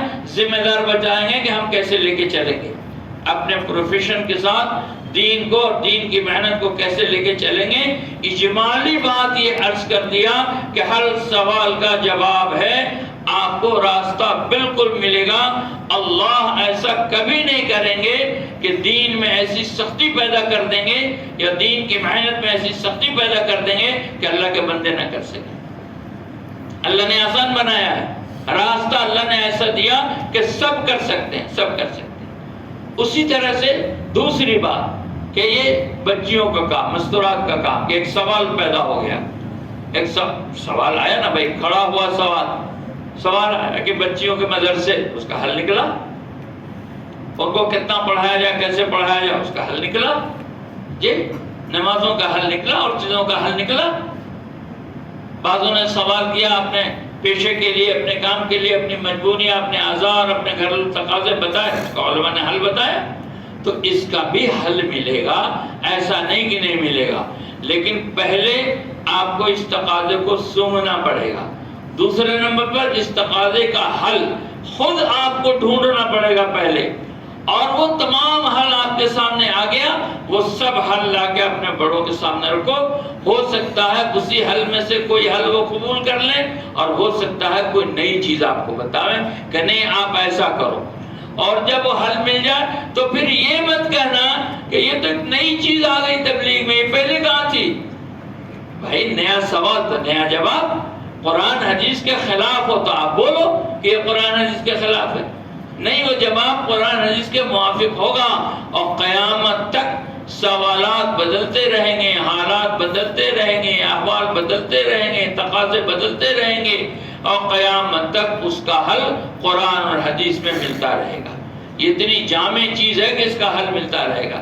اس لیے میں میرے بھائیوں، بزرگوں، دوستو، سب سے پہلے ایمانی بات اپنے کو شکوک اور شبہات سے نکالنا، شکوک اور شبہات سے نکالنا، اور اپنے کو بندہ بن کے چلانا کہ اللہ تعالی ہماری بندگی کے لیے حالات سازگار کرتا رہے گا، وہ ہمارے ذمہ نہیں، اس کے ذمہ ہے۔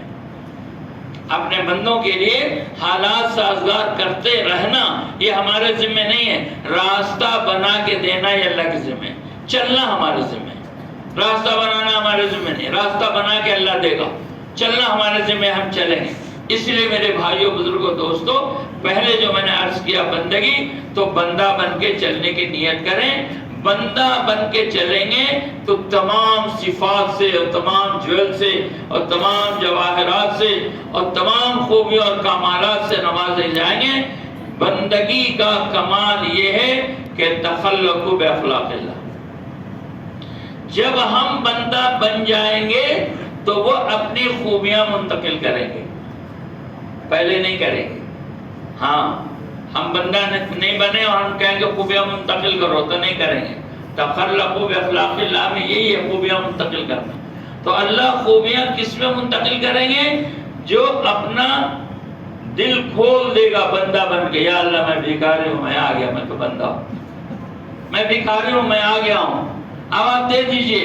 تو اللہ تعالیٰ اپنی خوبیاں منتقل کریں گے تو یہ انسانیت کے کمال پر پہنچے گا، اور جب انسانیت کے کمال میں پہنچے گا تو اللہ اس کو بصیرت دیں گے دعوت کا کام کرنے کا، دین کی محنت کرنے کی، اور وہ بصیرت یہ ہوگی کہ سب سے پہلے شبہات ختم ہو جائیں گے۔ بہت ہیں آپ کو ملیں گے، ہاں آپ کے پروفیشن میں ملیں گے جو شبہات ظاہر کریں گے، یہ شبہ ہے، یہ شبہ ہے، یہ شبہ ہے، جی۔ اس لیے کہ علم جو ہے اللہ کی صفت ہے، علم اللہ کی صفت، تو علم جس کے پاس آتا ہے اگر مجاہدات نہیں ہے اور بڑوں کی صحبت نہیں ہے تو علم تکبر لے کے آئے گا.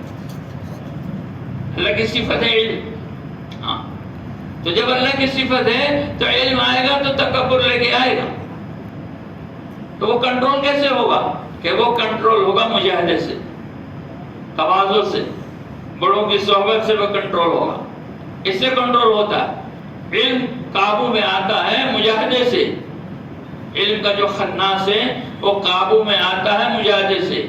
اس لیے نبوت کا مزاج جی الگ ہے، شیطانی مزاج الگ ہے. شیطانی مزاج کیا ہے؟ میں جانتا ہوں. یہ شیطانی مزاج میں جانتا ہوں. نبوت کا مزاج کیا؟ میں نہیں جانتا. میں نہیں جانتا. میں نہیں جانتا یہ عبدیت ہے. میں تو نہیں جانتا لیکن کوئی جانتا ہے. وہ کوئی کون ہے کہ وہ ہے؟ جو جانتا ہے وہ ہے. تو میں نہیں جانتا یہ غلامی کا مزاج ہوا. ہاں نہیں جانتا. اور جانتا ہوں یہ آقا بننے کا مزاج ہوا. جو کہے گا میں جانتا ہوں تو یہ دعویٰ ہے. جب دعویٰ کرے گا تو اللہ دلیل مانگیں گے. دلیل اگر جانتا ہے دلیل کہاں سے دے؟ دلیل نہیں دے سکتا. تو میں نہیں جانتا کہ یہ علم ہے. علماء کہتے ہیں آدھا علم یہی ہے کہ میں نہیں جانتا. مانا بقاری، میں پڑھا ہوا نہیں ہوں، میں نہیں جانتا. یہ آدھا علم ہے. اس لیے میرے بھائیوں بزرگوں دوستو اس احساس کے ساتھ چلیں گے تو اللہ تقاضے بھی کھولیں گے اور تقاضوں کا حل بھی کھولیں گے. حل اس کا ہونا ہے. اتنی بڑی تعداد کو ہدایت سے محروم نہیں رکھا جا سکتا اور قرآن حدیث سے نکل کر اس کا حل کیا بھی نہیں جا سکتا. یہ دونوں باتیں ہیں. اتنی بڑی تعداد کو محروم نہیں کیا جا سکتا. اس کا حل قرآن حدیث میں ڈھونڈا جائے گا، ملے گا.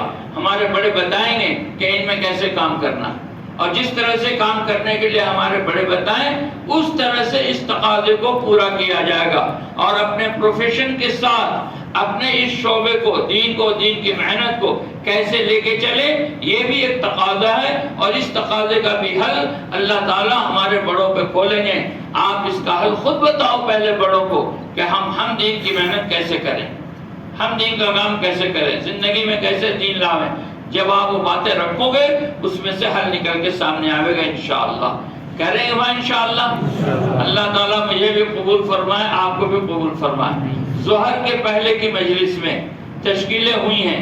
اس وقت حلقے بنا کے اس بات کو سوچنا ہے اور اس کو لکھنا ہے. صرف سوچنا نہیں ہے کہ ہمارے تقاضے کیا ہیں. پہلے تو یہ آپ نوٹ کریں حلقوں میں، اور ان تقاضوں کا حل آپ کے سمجھ میں کیا ہے اس کو لکھیں کہ آپ کے سمجھ میں کیا ہے. اور پھر اس کو ایک جگہ جمع کریں اور جمع کر کے پھر بڑوں کے سامنے رکھیں. یہی تقاضے نہیں جو دو ہم نے بتائے، اور بھی تقاضے ہوں گے آپ کے.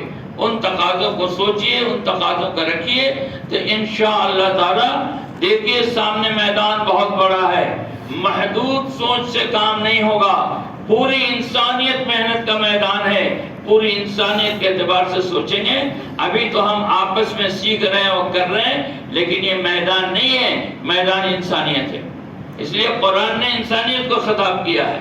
یا ایھا الناس سے خطاب کیا ہے. انسانیت مخاطب ہے. اس لیے انسانیت کے ساتھ. اور بھائی ایک بات یہ کہ یہ اجتماعی کام ہے اور عالمی کام ہے. اجتماعی کام میں ایک بات یاد رکھنا، اجتماعی کام اجتماعیت سے ہوگا. اجتماعی کام اجتماعیت سے ہوگا. اجتماعی کام انفرادی سوچ سے نہیں ہوگا. ہماری سوچ انفرادی ہوگی اور ہم اجتماعی کام لے کے چلیں گے تو وہ کام ٹوٹ جائے گا، بکھر جائے گا، ہم نہیں کر سکیں گے. سوچ کو بھی اجتماعی کرنا پڑے گا. اجتماعی کام کے لیے سوچ کو اجتماعی کرنا. اور اجتماعی سوچ کیا ہے؟ اجتماعی سوچ یہ ہے کہ ہمارا سینہ ہر ایک کی طرف سے صاف ہو. یہ بنیاد قرآن کی بنیاد ہے. میں نہیں کہہ رہا ہوں. ربنا اغفر لنا ولإخواننا الذين سبقونا بالإيمان ولا تجعل في قلوبنا غلا للذين آمنوا. سینے کا صاف ہونا یہ اجتماعی کام ہے. اگر ہماری سوچ انفرادی ہے، سوچ انفرادی ہے یعنی ہمارا ان سے نہیں جمتا. وہ کیوں نہیں جمتا؟ یہ انفرادی سوچ ہو گئی. ہمارا ان سے مزاج نہیں ملتا، ہم کیسے مل کر کام کریں گے؟ نہیں، سینہ صاف ہونا چاہیے ہر ایک سے. رات کو سونے سے پہلے دن بھر کچھ ہوا ہو، اپنے سینے کو ہر ایک سے صاف کر. جتنا سینہ صاف ہوگا اتنے ہی اجتماعیت بڑھے گی، اور جتنی اجتماعیت بڑھے گی اتنا اجتماعی کام ہوگا. نیا ہو پرانا ہو، ہر ایک کی طرف سے میرا سینہ صاف ہو. جو نیا آئے گا اپنے نیاپن کو لے کے آئے گا، پرانے کو اس کو نبھانا پڑے گا، نبھانا پڑے گا. ایک آدمی آ کے مسجد میں پیشاب کیا تو حضور صلی اللہ علیہ وسلم نے مارا ڈانٹا نہیں، اپنے ہاتھ سے پانی منگا کے صاف کیا، اور تنہائی میں بلا کے سمجھایا، دیکھو اللہ کا گھر عبادت کے لیے ہے، یہاں پیشاب نہیں کیا جاتا. تو نیا آئے گا تو پیشاب کرے گا، اس پیشاب کو دھونا پڑے گا. پیشاب کرنے کا مطلب کہ پیشاب ہی کرے یہ ضروری نہیں ہے، میں نے ایسا کام کرے گا جو غیر شرعی ہے. جو نہیں کرنا ہے، نیا ہے، کرے گا تو کیا کریں، مار کے بھگا دیں؟ نہیں، اس کو نبھاؤ، آپ نبھاؤ اس کو، اور اس کے طرف سے بھی سینہ صاف رکھو. یہ مت تو کیسے آ گئے وہ جھٹ دیہاتی گنوار، ان کو اتنا بھی نہیں معلوم ہے آداب، یہ اس طرح سے رہتے ہیں. یہ نہیں کرنا ہوگا، پھر آپ جوڑ نہیں سکو گے امت کو. تو اجتماعی کام اجتماعیت سے ہوگا، اور اجتماعیت پیدا ہوگی سینے کے صاف کرنے سے. ایک بالکل موٹی بات عرض کر رہا ہوں، اس کی تو تفصیل آپ کو بتائیں گے، ساتھی بتائیں گے، بزرگ لوگ بتائیں گے، اس کا موقع بھی نہیں ہے. ایک اجمالی بات عرض کر رہا ہوں کہ اجتماعی کام اجتماعیت سے ہوگا، اور اجتماعیت سینے کے صاف رکھنے سے ہوگا. سینہ صاف نہیں ہے تو باہر کام نظر آئے گا، اندر سے کھوکھلا ہوگا. سینہ صاف نہیں ہے تو باہر کام نظر آئے گا، اندر سے کھوکھلا رہے گا. کبھی بھی اس کی بنیاد متزلزل ہو جائے گی اور ڈھہ جائے گی. اور ایک بات اور یاد رکھیں، آخری بات میں عرض کر دوں، ہمارے مجمع کو علم کی کمی ہے، یہ صاف بات ہے، اس میں کوئی چھپانے کی ضرورت نہیں ہے. صاف بات ہے کہ ہم کو علم کی کمی ہے. اس لیے ہم نے مدرسے کا منہ ہی نہیں دیکھا، تو علم کی کمی تو رہنی ہی چاہیے. ہاں یہ بات ہے کہ یہ برقرار نہیں رہنی چاہیے، اس کو دور کرنا چاہیے. کہاں سے دور ہوگا؟ کہ علماء اور صلاح کی مجلسوں میں، جی پرانے کام کرنے والے ساتھیوں کے ساتھ بیٹھ کر اس کا احساس کریں کہ ہم میں علم کی کمی ہے. ہاں، اسی علم کی کمی کی وجہ سے بیچ بیچ میں انتشار ہوتا رہتا ہے، ٹوٹ پھوٹ ہوتی رہتی. ایک تو سینے کو صاف کرنا اور اپنے آپ کو علم سے مزین کرنا. تو علم سیکھنے میں اپنے آپ کو لگائیں. عالم بننا ہر آدمی کے لیے ضروری نہیں. بعض اوقات جب یہ بات مجمع کو کہی جاتی ہے کہ ہمیں علم سیکھنا چاہیے تو ساتھی عالم بننے چلے جاتے. اب عالم بننے چلا جانا اچھی بات ہے، اس سے میں منع نہیں کر رہا ہوں، لیکن ایک طرف آپ کا پروفیشن، دوسری طرف آپ کی تبلیغ، اور تیسری طرف عالم بننے چلے گئے تو کس مقصد سے گئے؟ علم فرض ہے، عالم بننا فرض نہیں ہے. علم فرض ہے. ہاں بچپن سے اگر آپ بنے ہوتے تو بہت اچھی بات ہے. اب آپ جاؤ گے تو نبھاؤ گے کیسے؟ معاشرہ رحمۃ اللہ علیہ کے پاس ہمارے ایک ساتھی کا مسئلہ پہنچا. اس زمانے میں وہ علی گڑھ میں پڑھتے تھے اور علی گڑھ سے اکنامکس میں ایم اے کر رہے تھے، تبلیغ میں لگ گئے. تو یہ سب بھوت چڑھتا ہے، شیطان لاتا ہے، تو کہنے لگا میں عالم بنوں گا، نہیں پڑھوں گا، اب ایم اے نہیں کروں گا، عالم بنوں گا. تو ان کے بھائی جو ہے لے کے گئے. یہ اقبال نیئر صاحب کا واقعہ سنا رہا ہوں. اقبال نیئر صاحب اکنامکس میں ایم اے کر رہے تھے وہاں علی گڑھ میں، اور تبلیغ میں جب لگے تو ہوا کہ میں اب دیوبند جاؤں گا، عالم بنوں گا. تو شیز بھائی شبیر سی صاحب ہے مولانا، ان کے ابا، وہ لے کے گئے معاشرہ رحمۃ اللہ علیہ پر. تو مولانا اسلام رحمۃ اللہ علیہ نے کہا تمہارا جذبہ ٹھیک ہے، لیکن دیکھو اگر عالم بننے کے لیے جاؤ گے تو یہ علم بھی ادھورا ہو جائے گا، وہ علم بھی ادھورا رہ جائے گا. یہاں بھی کچا وہاں بھی کچا، دونوں جگہ کچے ہو جاؤ گے. تو پھر کیا کریں؟ تو حضرت نے حکمت بتائی کہ جو پڑھ رہے ہو علی گڑھ میں اسی کو پڑھو. نیت یہ کرو کہ اس سے جو صلاحیت پیدا ہوگی اس کو دین کی محنت میں لگائیں گے. سمجھ رہے؟ تو یہ چیز علم سیکھنا فرض ہے. ہمارے مجمع کو علم کی کمی، یعنی ہم علم سیکھیں، چونکہ تبلیغ میں سارا علم سکھایا نہیں جاتا، علماء ساتھ جاتے نہیں ہیں، مختلف مسالک کے لوگ ساتھ رہتے ہیں، تو علم سکھایا نہیں جا سکتا. ہم کو انفرادی میں آ کے سیکھنا پڑے گا. بنیادی چیزیں سکھا دی جاتی ہیں، پاکی ناپاکی وضو غسل، لیکن سارا دین نہیں سکھایا جاتا. تو ہم علم سیکھیں. دین پر چلنے کا جذبہ تبلیغ میں پیدا ہو گیا.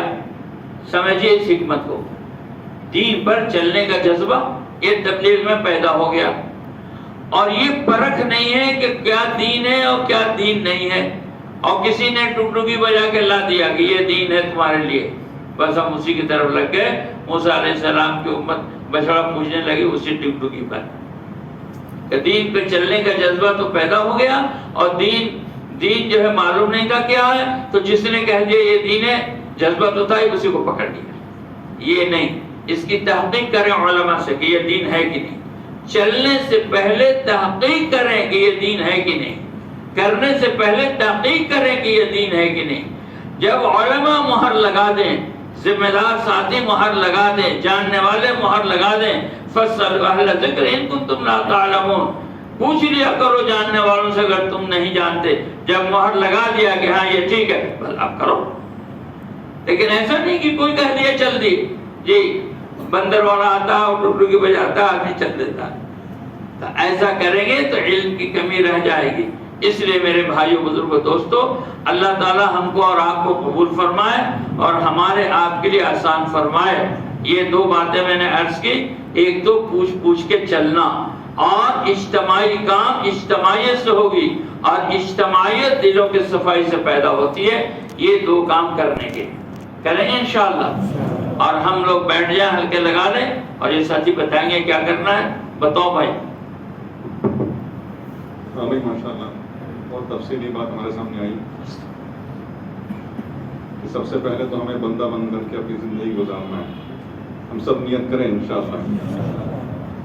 تو دوسری بات جیسے بتائی کہ انسانیت پر محنت کرنا ہے.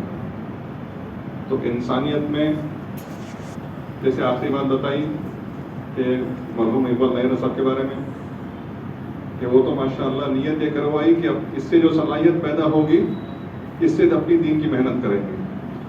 تو ہماری جو صلاحیت ہے، ہمارا جو ڈومین ہے، اس پروفیشن کے اندر جتنے ہمارے کلیگز ہیں ان سب پر محنت کی شکل سوچنا. بات وضاحت ہو گئی نہیں کہ انسانیت پر محنت کی شکل سوچنا ہے. تو اس میں بھائی ماشاءاللہ جب ہمارا لاک ڈاؤن سے پہلے جو ماحول رہا ہے کہ ہمارے ساتھ کلیگز کا اٹھنا بیٹھنا تھا، مسلمانوں کا، غیروں کا، سب کے ساتھ ہمارا اٹھنا بیٹھنا تھا، سوشلائزنگ تھا. اس کے اندر ایک شکل یہ سوچی گئی تھی کہ ہمارے جتنے بھی مسلمان کلیگز ہیں ان کو ویکینڈ میں جا کر کے ملاقاتیں ہوں، آفیسز میں ان سے بس دوستی کی بات ہو، اور ویکینڈ میں جا کر ان کے گھروں پر ان کی ملاقاتیں ہوں. ایک بڑا مجمع ہوم ٹاؤن چلا گیا، ہمارا کام کا مجمع بھی اور نیا مجمع بھی، جن پر ہم محنت کر کے کچھ ایک ماحول بنائے تھے وہی مجمع نکل گیا. اور جو محنت کرنے والا مجمع تھا وہ بھی اپنے ہوم ٹاؤنس میں ماشاءاللہ دور دور جا کر جنگلوں میں، ریسارٹس میں ماشاءاللہ اپنے کافی اسٹیٹس میں جا کر کے ماشاءاللہ ورک فرام کافی اسٹیٹ کر رہے تھے. تو ابھی ایک شکل بیٹھ کر کے سوچنا ہے کہ ایک تو ایک ہائبرڈ ماڈل ہے جو آئی ٹی انڈسٹری والوں کے لیے، اس کے علاوہ جتنے ماشاءاللہ دوسرے گورنمنٹ آفیشیلس ہیں یا دوسرے انڈسٹری کے لوگ ہیں وہ تو ماشاءاللہ آفس جا رہے ہیں. وہ بیٹھ کر کے سوچیں کہ روزانہ تو آفس جا رہے ہیں، ان کے اندر محنت کی شکل کیا ہو. بنیادی بات تو یہی ہے بڑوں سے بتائی ہوئی کہ آفس کے اندر تو دوستی کا ماحول بنائیں، چاہے وہ ہمارے غیر مسلمان کلیگز ہوں، مسلمان کلیگز ہوں، ان سب کے اندر دوستی کا ماحول بنائیں. وہاں پر کوئی چھیڑ چھاڑ والی بات نہیں کریں گے، وہاں تو بس دوستی کا ماحول بنائیں گے. ایک چائے ان کے ساتھ ہوگی، ایک چائے ان کے ساتھ ہوگی. اس کو ہم ایک شکل سوچیں. اور جو مجمع ہمارا ہائبرڈ ماڈل میں ہے ان کے بارے میں یہ سوچیں کہ کم از کم پہلے ہمارے جو ہے کوریڈورز میں ویکلی مشورے ہوتے تھے، اکثر وینسڈیز کو ہوتے، کسی جگہ پر فرائیڈیز کو ہوتے. اگر مناسب سمجھیں، اگر وہ سارے متفق ہو رہے ہیں تو ایک کامن دن جو ہے آفس کو آنے کا ایک ترتیب سوچ سکتے ہیں کہ سارے ساتھی مل کر کے ماشاءاللہ ان کی ٹیم میں وہ وینسڈے کو آ رہے ہیں، آپ بھی اگر وینسڈے کو چلے گئے، کوئی ایک شکل سوچیں تاکہ سب سے ملاقات ہو سکے جن پر محنت ہو رہی تھی لیکن ابھی وہ چھوٹے ہوئے ہیں. ایک شکل یہ سوچیں کہ ویک میں ایک مرتبہ یا कम से कम 2 हफ्ते में एक मरतबा जो है हमारी उनसे सोशलाइजिंग हो, कि हम ये मजमा कम से कम जो है भाई सोशलाइजेशन से ना कटें, कि हमारी अखलाकी जिम्मेदारी बनती है सोशलाइजेशन, कि जितना हम सोशलाइज करेंगे उतना ज्यादा हम अपने अखलाक को पेश कर पाएंगे। ऑनलाइन में तो हमारी प्रोडक्टिविटी की भी विजिबिलिटी नहीं आती, दिन की कहाँ विजिबिलिटी लाएंगे। तो इसके लिए एक शक्ल बैठ करके सोचें कि जैसे बचाए माशाल्लाह कितनी प्यारी बातें, कि फिक्र भी इज्तिमाई हो, कि हमारी फिक्र भी इज्तिमाई हो। तो अभी हल्कों में बैठ करके ये सोचना है, हमारे हल्कों तक का जो मजमा माशाल्लाह मेहनत कर रहा है, रोजाना की मेहनतों में हो, सुबह शाम की मेहनतों में हो, एक हद तक कुछ ना कुछ मेहनत हो रही है। इसके साथ साथ अपने कलीग्स पर मेहनत की भी शक्ल बैठ करके सोचें अपने हल्कों में। दूसरी बात भाई माशाल्लाह, हमारे पास वीकेंड्स में सैटरडे के दिन ज़ोहर के बाद और संडे के दिन ज़ोहर से पहले या ज़ोहर के बाद बहुत सारे हल्कों में संडे मस्तूरात की तालीम शुरू की गई है। इसमें वो मजमा लाने की फिक्र करना है जो हमारे वीकडेज में मस्तूरात की तालीम में नहीं जुड़ सकते। हाई स्कूल की बच्चियाँ, कॉलेज की बच्चियाँ, टीचर्स हैं, ऐसे मजमे को इसमें लाने की फिक्र करना है। ऐसे बहुत सारे हल्कों में हो रहा है माशाल्लाह। एक बड़ा मजमा हमारा आउटसाइड बैंगलोर का, आउटसाइड स्टेट का मजमा जो है, लड़कियां हॉस्टल्स में भी हैं, अलग अलग इलाकों में भी हैं। अभी 2 हफ्ते पहले हमारे पास जोड़ रहा, वहाँ पर माशाल्लाह कुछ साथी मेहनत करें वेटरनरी कॉलेज में, वहाँ से 3 लड़कियां माशाल्लाह हमारे संडे के इज्तिमा में आई। तो वापस जाकर उन्होंने अपने घरों में कारगुजारियाँ सुनाई। तो उनके वालिद साहब का हमारे साथी को फोन आया और वो कहने लगे कि मेरी बच्ची मंडे टू सैटरडे आफ्टरनून तक वो कॉलेज में रहे, बाकी सैटरडे संडे ये 2 दिन बल्कि 1.5 दिन आप ऐसी तरतीब बनाएं कि उसका सारा का सारा वक्त दिन में लगे, कि भेजने वाले वालिदैन भी फिक्रमंद हैं।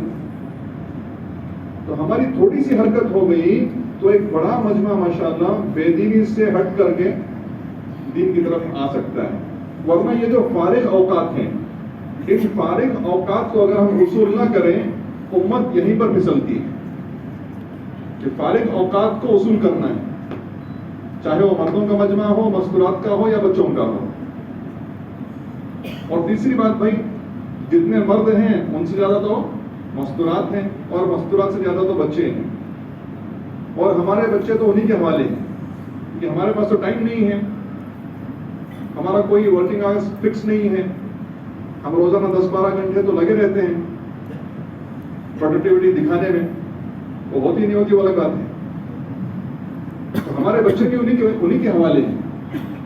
और जैसे माशाल्लाह बात खुलकर की आई कि आज तो सारा का सारा बातिल इसी पर लगा हुआ है कि हमारे आने वाले जनरेशन्स में शुकूक पैदा करें। सारी तालीम इसी पर जम रही है। तो इसको बचाने का वाहिद तरीका आज के ज़माने के एतबार से उलमा इकराम ने, हमारे बड़ों ने मशवरा किया, इन बच्चों को मकातिब में जमाएं। हमारे सारे के सारे बच्चे मकातिब में जाने वाले बने। अब एक बड़ा मजमा हमारा आउटस्कर्ट्स में है, हमारे बेल्ट एरियाज में है, यहाँ पर मस्जिदें दूर रहती हैं, वॉकेबल नहीं रहते। अभी 2-3 दिन पहले मुझे एक साथी फोन करके बात कर रहे थे, तो उन्होंने मुझे दरखास्त की, भाई एक हजरत को बुलाओ जी, हमारे बच्चे को घर में पढ़ाने कराना।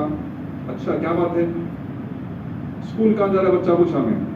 स्कूल जा रहा है माशाल्लाह 18 किलोमीटर दूर। I did not find any better school. It is a wonderful international school. अच्छा माशाल्लाह। इंटरनेशनल स्कूल भेजने के वास्ते बच्चा 3 घंटे रोड पर जा रहा है स्कूल बस में, जाने के लिए 1.25 घंटा, आने के लिए 1.5-2 घंटे। और कुरान सिखाने के लिए हजरत को घर को बुलाना। इससे बच्चों के अंदर कुरान की, इल्म की अहमियत गिर जाती है कि हजरत मुझे घर पर आकर बैठो हजरत आ रहा हूं नहीं। तो इसके लिए बहुत ज्यादा एहतमाम इस बात का करें कि हमारे बच्चों को मकातिब से जोड़ें। अगर कोई मस्जिद की शक्ल नहीं है तो माशाल्लाह बहुत हमारे ऐसे इलाके हैं जहां पर मस्जिद से हटकर के मकातिब खुलते हैं। अपार्टमेंट कॉम्प्लेक्स के बेसमेंट एरियाज हैं, पार्किंग एरियाज हैं। बड़ों से मशवरा करें, उलमा इकराम से मशवरा करें। صرف اپنے بچے کی فکر نہ کریں، اپنے کالونی میں جتنے بچے ہیں ان سب کے بارے میں فکر کریں. جو بچیاں 9 سال سے اوپر ہوتی ہیں ان کے لیے کسی گھر کے اندر جو مستورات پڑھا سکتی ہیں ان کے لیے انتظام کریں. یہ سارا اوور آل ڈیولپمنٹ کے لیے ہمیں فکر کرنا ہے. اور اس کے ساتھ بھی ماشاءاللہ جیسے بتایا کہ ہماری صلاحیتیں پوری کی پوری طرح دین پر لگیں. اس کے لیے ہمارے پروفیشن میں، ہمارے ڈومین میں سب سے زیادہ ضرورت اس بات کی ہے کہ ہم اپنے آپ کو اپ اسکل کریں. ہمارے ڈومین میں جتنا ہو سکتا ہے ہمارے وقت نکال کر کے ایسی کوشش کرنا ہے کہ ہمارے ٹیم میں، ہمارے ڈپارٹمنٹ میں ہر کوئی ہم سے آ کر کے حل پوچھے، کہ ہمارا نالج سٹیٹس اتنا رہے کہ ہر کوئی ہم سے آ کر کے اپنا کام کے بارے میں ہم سے کنسلٹ کرے، کہ ہماری ٹیکنیکلٹی، ہمارا اسکل سیٹ، ہمارا جو بھی ڈومین ہو وہ اتنا اعلیٰ ہو، اتنا بہتر ہو. کم سے کم ہر 6 منتھس میں، سال میں 2 مرتبہ تو ہمارا اپ اسکلنگ ضرور ہو. ہمارے ڈومین کے اندر تبلیغ یہی ہے. اور یہ ساری باتوں کے لیے بھائی ماشاءاللہ جیسے بولے، ایک تو محنت کرنا ہے، اس کے ساتھ ساتھ اللہ سے مانگنا بھی ہے، کہ ہر ایک کے حق میں اللہ سے گڑ گڑا کر مانگنا ہے، نام لے کر کے دعا کرنا ہے. زور زبردستی تو کسی پر ہے نہیں. اور جیسے بتایا کہ چلیں گے ہم، راستے اللہ کھولیں گے. اس کے لیے اللہ سے راستے مانگنا ہے، کہ جتنا اللہ پاک کے پاس مانگ کر کے راستے کھلوائیں گے، اللہ سبحانہ و تعالیٰ سارے عالم کے لیے راستے کھولیں گے. تو ابھی انشاءاللہ بھائی جیسے ظہر سے پہلے حلقے لگائے گئے تھے اسی طرح بھی حلقے لگا لیں گے. کہ ہاں بھائی ماشاءاللہ ایک تقاضا آیا ہے.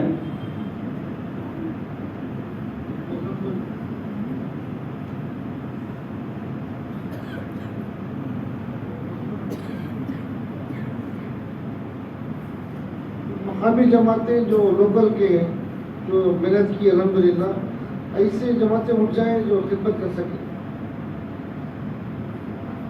خدمت کے لیے بڑا مجمع ہے، پورے جا کر کھا نہیں سکتے. 100 ساتھی کی ضرورت ہے. اور اس کے علاوہ باہر کی جماعتیں بھی آئی ہیں بھائی. باہر کی جماعتیں، مالک پٹلہ کی جماعت آئی ہے، خدمت کے لیے تیار تھی. صبح میں کل صبح تک رہی. پوری جماعت اٹھ جائے بھائی. یادگیر کی جماعت پوری جماعت اٹھ جائے. دھلیا کی جماعت پوری جماعت اٹھ جائے. کھلا کر کھائے انشاءاللہ نفع ہوگا. احمد نگر، حلقہ احمد نگر کی جماعت، ورتل کی جماعت، واپسی کی جماعت بھائی، کاروبار کی جماعت، واپسی کی جماعت ہے. اور اس کے علاوہ شانتی نگر، حلقہ شانتی نگر کے ساتھی بھائی تیار ہے ماشاءاللہ. حلقہ معمور آج ان کی خدمت بھی ہے. حلقہ معمور کے ساتھی کتنے ہوئے ساتھی؟ اور جو 3 دن لگا کر آئے، 3 چندر کی جماعت، آلہ کی جماعت، تو یہ ساتھ جو ہے اچھے کسی میں چل جائے. باقی حضرات بیٹھے رہے بھائی، یہ تو خدمت والوں کو کیا جا رہا ہے. لیجیے ہمیں ابھی حلقے لگا لیں گے انشاءاللہ. ساتھی ذرا راستہ دے دیں جانے والوں کو. ماشاءاللہ یہ ساتھی تو بہت اعلیٰ درجے پائیں گے انشاءاللہ. پورا خدمت کا مجمع پہلے مہمانوں کو کھلائیں گے پھر بعد میں کھائیں گے. اللہ بہت قبول فرمائے. اچھا بھائی یہ جو حلقے ظہر سے پہلے لگے تھے، حی علی الصلاۃ، اس حصے میں یہ پلر سے اس ڈور تک سلطان شاہ کے سارے حلقے لگیں گے. سلطان شاہ کے ذمہ دار ساتھی کہاں ہیں بھائی؟ ذرا کھڑے ہو جائیں. اس حصے میں سلطان شاہ کے حلقے لگیں گے. یعنی سلطان شاہ بیٹھ بولے تو اس طرف سلطان شاہ سے لے کر ہوسکوٹے تک جتنے حلقے آتے ہیں، السو، فردوس، ہوسکوٹے تک، خیار پورا، مہادی، توحید اور اس طرف رحمت نگر تک، مبارک رحمت نگر تک، اور اس کے پیچھے یشن پور، ایم ایس پانڈیا، چکپراوار. ساتھی بیٹھے رہے بھائی، ابھی نہ اٹھیں. یلہنکا کا تک اس طرف، اور سامنے کے حصے میں بھائی جتنے ہمارے مزمل کے زون کے حلقے ہیں، رانی روڈ سرکل سے لے کر ایئرپورٹ تک جتنے حلقے آتے ہیں وہ یہاں سامنے کے حصے میں آ جائیں گے. اور یہ دوسرے پلر کے بعد آخر تک جتنے کمار پیٹ زون کے، جے پی نگر سے لے کے میسور روڈ تک، یہ پورا حصہ وجے نگر، وہ سارا حصہ جو ہے دوسرے پلر کے بعد کے پیچھے کا حصہ. اور حیا علی الفلاح میں اس شروع سے آخر تک جے نگر زون یعنی بنگڈا روڈ، یہ سارا حصہ جو ہے پسو روڈ اور بنگڈا روڈ کا پورا حصہ اس طرف حیا علی الفلاح میں. کون ساتھی ہے بھائی؟ عارفین بھائی اور اکبر بھائی. جی ہاں بھائی، یہ جتنے اس طرف کے حلقے ہیں سارے ساتھی اپنا حلقہ لگائیں اور جو باتیں کہی گئی ہیں اس کے بارے میں فکر کریں. جی بھائی ساتھی حلقہ لگا لیں. ہاں اس کے بعد دعا ہوگی، اس کے بعد سارے مجمع کے لیے انشاءاللہ کھانے کا نظم بھی.